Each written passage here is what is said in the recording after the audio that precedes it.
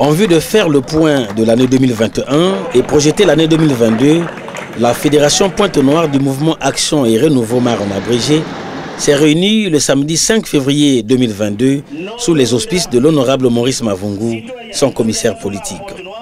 Devant cet échantillon de cadres et militants sélectionnés en format Covid-19, c'est Christian Didas Bongolo, président de la Fédération Mar Pointe-Noire, qui a souhaité la cordiale bienvenue aux invités, rappelant ainsi en substance le mobile de ces retrouvailles.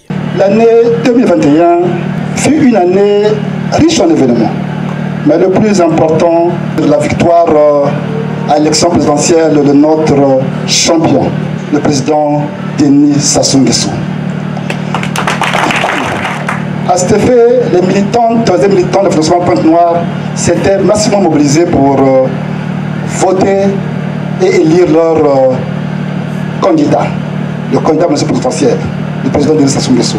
La Fédération Mar Pointe-Noire a enregistré 5225 nouveaux adhérents. Certains parmi eux, venus à la cérémonie, ont reçu leur carte de membre et ont été ovationnés par le commissaire politique, lequel a par la suite fait une communication d'exhortation à la base et au cadre. C'est ici l'occasion de renouveler l'expression de notre profonde gratitude au chef de l'État pour toutes ses actions visant la modernisation du pays, notamment en ayant doté le département de Pointe-Noire, je cite, d'une deuxième raffinerie nationale à Fouta, dans le département de Pointe-Noire, d'un lycée moderne à Vindoulou, dans la commune de Pointe-Noire, d'un hôpital général à Ngoyo, des voiries urbaines à Mboukou et à Tchimani, et du siège social et administratif du port autonome de Pointe-Noire.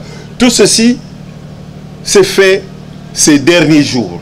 Nous n'évoquons pas ce qui s'est fait dans le passé. Ces réalisations, pour ne citer que celles-là, constituent des indices dont se servira la postérité, nos enfants, nos petits-enfants, pour évaluer la contribution de Denis Sassou Nguesso à la modernisation de la capitale économique Pointe-Noire.